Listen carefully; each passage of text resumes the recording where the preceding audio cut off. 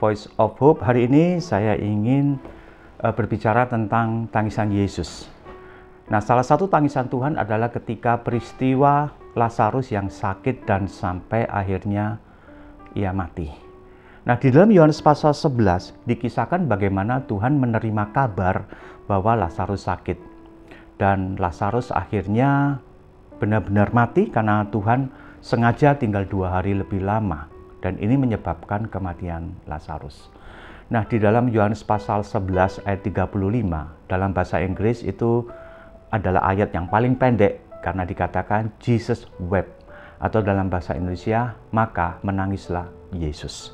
Selama ini kita, kaum pria, ya, terutama kaum pria dalam dunia patriarkal, itu pria itu sebenarnya dilarang menangis. Bahkan tangisan itu dianggap sebagai sebuah kelemahan. Tangisan itu dianggap sebagai hal yang tabu bagi pria. Selama ini kan pria diajarkan untuk harus selalu kuat, nggak boleh nangis, harus selalu tegar, ya, nggak boleh mengeluarkan air mata. Padahal tangisan itu adalah ekspresi emosi manusia. Bisa ekspresi senang, bisa ekspresi sedih. Tetapi Tuhan memberikan kelenjar air mata supaya apa? Supaya memang pria juga bisa menangis. Menangis itu bukan simbol kelemahan.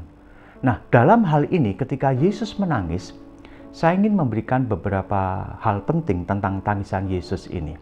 Tetapi yang harus dipahami begini, sebenarnya Tuhan mampu untuk menyembuhkan Lazarus meskipun dari jarak jauh. Dalam satu peristiwa, Tuhan pernah menyembuhkan seorang perwira Romawi yang hambanya sakit. Kita tahu saat itu ketika perwira itu datang kepada Tuhan dan memohon kesembuhan, ia memohon Yesus berkata dari tempat di mana ia berada. Artinya dari jarak jauh, dan Yesus melakukannya sesuai dengan iman perwira itu, maka Tuhan memberikan penyembuhan dan ia menyembuhkan hamba perwira tersebut. Tuhan mampu kok untuk menyembuhkan atau memulihkan Lazarus dari jarak jauh. Tetapi apa yang terjadi? Lazarus sengaja, akhirnya tanda kutip ya, sengaja dalam arti dibiarkan mati. Karena apa? Karena Tuhan mau menunjukkan bahwa Dia adalah Tuhan yang berkuasa atas maut. Ya.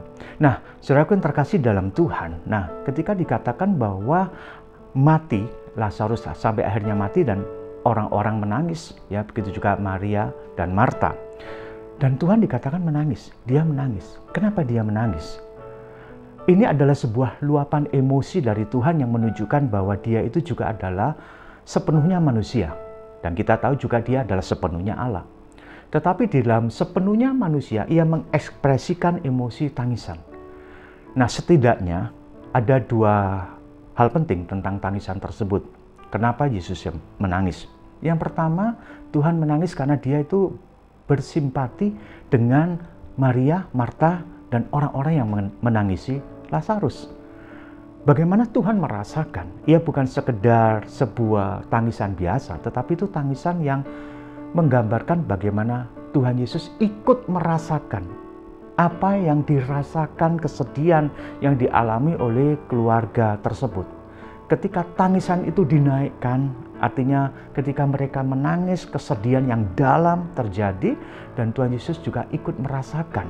Ya, di dalam firman Tuhan, di dalam Ibrani dikatakan demikian. Saya akan bacakan Alkitab di dalam Ibrani pasal 4 ayat 15. Karena kita tidak memiliki imam besar yang tidak dapat bersimpati dengan kelemahan kita, tetapi kita memiliki seseorang yang dicobai dalam segala hal, sama seperti kita, namun tanpa dosa. Kalimat yang ditulis oleh penulis Ibrani adalah kalimat negatif karena dikatakan karena kita tidak memiliki imam besar yang tidak dapat bersimpati. Tidak menggunakan kalimat positif, misalnya begini, karena kita memiliki imam besar yang dapat bersimpati. Kenapa kalimat negatif? Karena itu untuk menunjukkan penekanan bahwa Yesus adalah imam besar yang berbeda dengan imam-imam sebelumnya. Jadi imam-imam sebelumnya adalah imam-imam manusia biasa dari golongan Harun, imam-imam yang tidak sempurna, tetapi Tuhan Yesus adalah imam yang sempurna. Dia imam besar.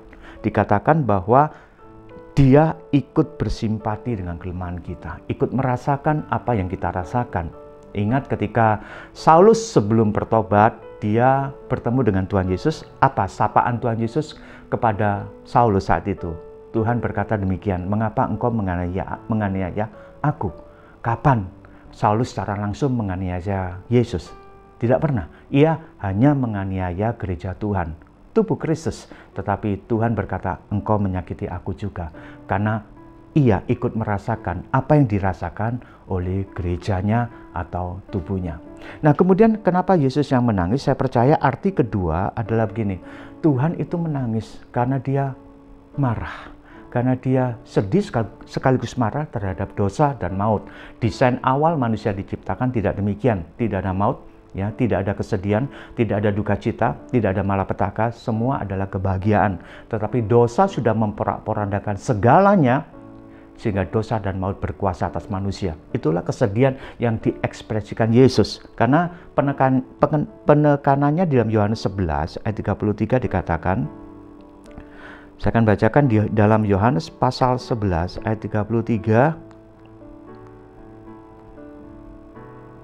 Ketika Yesus melihat Maria menangis dan juga orang-orang Yahudi yang datang bersama-sama dia, maka maskulah hatinya, sangat terharu dan berkata, dan seterusnya. Nah, kita melihat ada dua kata Ibrani yang tidak sama. Di situ adalah kata maskul dan kata terharu. Nah, kata maskul ini dalam terjemahan lain diterjemahkan adalah sedih, ya. Tetapi belum mengekspresikan sebuah gejolak emosi. Dalam bahasa Yunani dikatakan embri maumai. Itu sebuah kata yang menunjukkan ekspresi emosi, gejolak emosi itu bahkan seperti dengusan seekor kuda, ya. Jadi kalau kita tahu misalnya kuda itu mendengus, berarti itu adalah sesuatu gejolak emosi yang di dalam dirinya. Juga dikatakan bahwa kata terharu di situ adalah taraso.